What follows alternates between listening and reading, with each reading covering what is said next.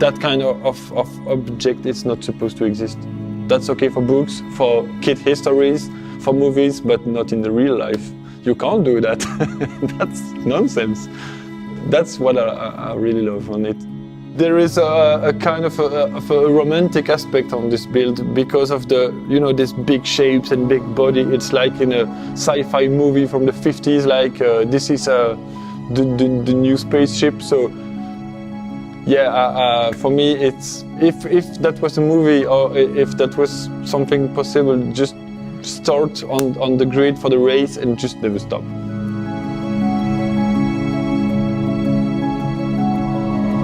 I think if you want to continue to grow and to be as far as you can, you have to challenge yourself every time on every part of the bike, every new project. That's really important to stay alive and to feel the satisfaction of what you have done.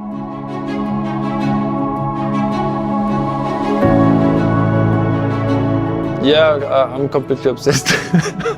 I can't stop to think about it. It's kind of a sickness, I think. When I'm doing simple stuffs like driving or being on the bicycle or going to take my kid to the kid garden, I have my suspension brackets in my mind where like this, okay, I could do like that, maybe like this, that could be better, and then I go back to the house and on the computer designing the parts and okay, it's made. So I don't know the reason actually. It's so stimulating to have the luck to build stuff like these. I really love to use the history of the brands when I have to build something for a company.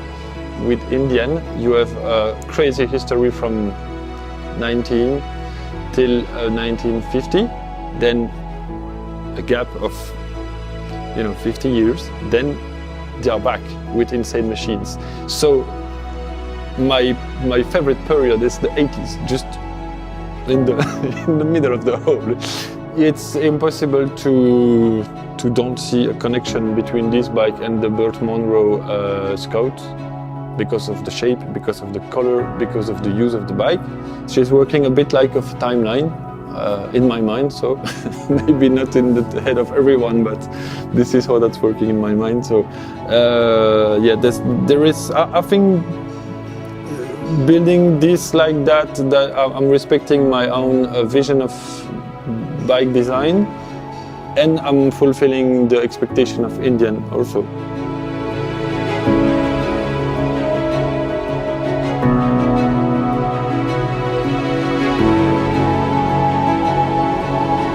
If you want to do it properly, you have to build it completely in your head, then dismantle it completely and begin by the end, because you have to build the fairing bracket before the fairing. You have, the cooling system, the exhaust, the electricity, the fuel tank, the water tank, the many things. And if you don't want to be in troubles, you have to give attention of all these parts before you build. I'm not doing engines, paint jobs and seat covering. Every other aspect I'm building here. We were quite surprised by this engine because all the technologies of the sport bikes are in this engine. And that's not what you can expect from that kind of engine when you don't know it.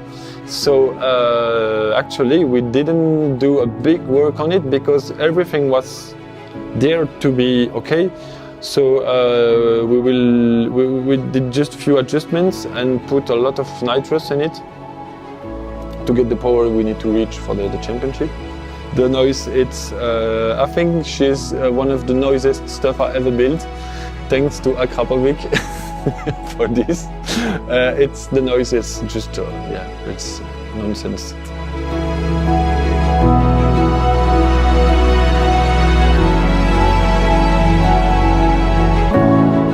We are talking about 4, 5, 6, 7 months of work in the tunnel, like a monk. And so to stay focused, you need to be fed by something. And I think that's my brain food. When the flag is going down and you have to release the clutch, it's just like you shut everything off in your brain, just the right hand working and just like, okay, go. And I will really enjoy to see this huge rockets going through the racetrack and till the finishing line. So yeah, I'm quite excited for the first race. When you see this bike, it's just like, I don't know, you can imagine lots of stories. She can go into the water, in the sky, or I don't know, in tunnels. Nonsense bike.